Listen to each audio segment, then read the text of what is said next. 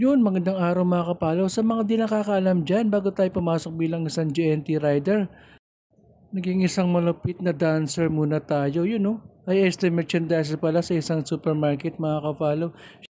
At dahil nga may motor tayo, pumasok din tayo bilang isang move it rider. Eh no, medyo nag-iimot pa tayo dyan mga kapalo dahil walang pasahero. At yun na nga mga kapalo, nagsimula tayo isang GNT rider, nakaraan taon lang, August. Dahil nga nakita natin sa Facebook na na-hiring sila. At sa swerte nga naman nakapasok tayo agad dito sa pagiging GNT rider natin.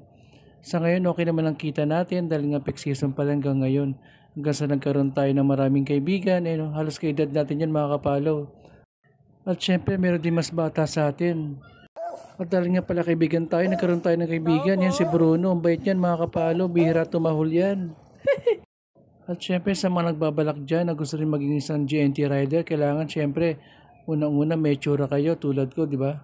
At syempre dapat mahaba ang iyong pasensya. At syempre dapat pala kaibigan kayo sa inyong mga customer. Iwasan yung ma-high blood, syempre. Lalo sa mga mahilig mag-cancel na customer. Abaan nyo na ang inyong pasensya. At bukod dyan mga kapalon, dapat magaling ka rin sa diskarte. Tulad niya maraming malalaki ang parcel. Ang tawag dyan bulky.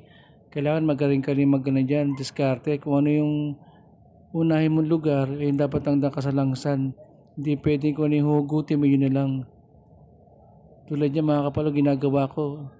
Sinesegregate ko kung ano yung unahin kong i-deliver at ihuhuli. At syempre, importante sa lahat, magaling ka sa sukli. Kailangan sakto at tama yung sukli. Bawal sumobra, bawal din ang kumulang. Dahil mga customer natin, di natin kilala. Meron din customer na may fit sa sukli. Meron din customer na okay lang kahit kulang yung sukli. Syempre, di rin mawala ang tip mga kapalo. Malaking tulong na yun para sa atin dahil meron tayong pang-merienda, pang-gas mga kapalo. Kaya dapat mabait tayo sa ating customer para meron tayong tip, di ba? At syempre, meron pa pala mga kapalo, syempre sa mga kapwa nating rider, mga katrabaho natin, kailangan meron tayong respeto, syempre paggalang sa kanila bilang sila yung nauna sa ating hanap buhay. Syempre, igalang natin sila bilang katrabaho natin at kasama sa hanap buhay. Yun lang mga kapalo, maraming salamat. Please follow my page. Let's go!